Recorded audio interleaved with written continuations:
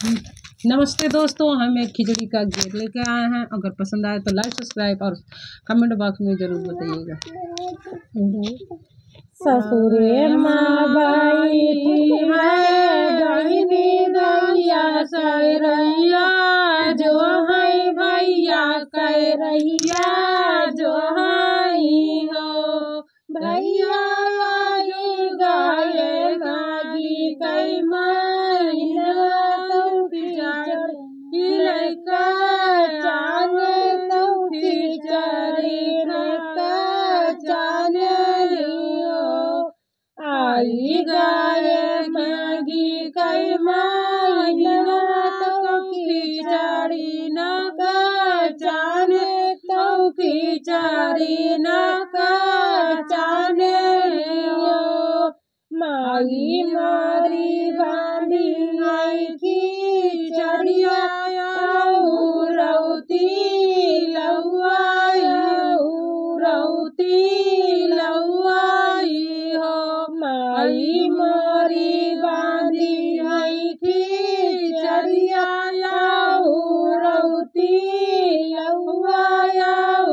रौती लौआई हो लइकई वीराना भैया लइकई वीराना भैया लइकई हो मचियाई बाई दिया सासू तौ भैयर से यार रजगार बहुअर से यार रजगार हो बहुअर लाई गाय खिचड़ी का जाने बीराना पर नहीं आए बीराना तोरे नहीं आए लाली घोड़ा बैठी भया है सवार औरौखी चढ़िया औरौखी चढ़िया गाय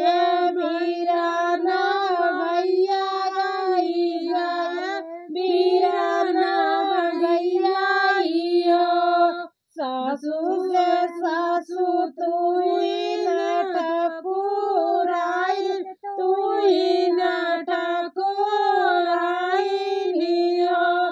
सासू आई गाय बीराना भैया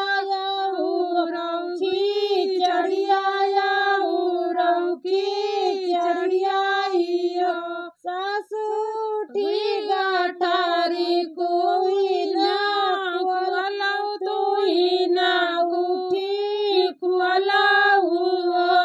बहुआ तेरा बीराना लाया गाठरिया रौकी चढ़िया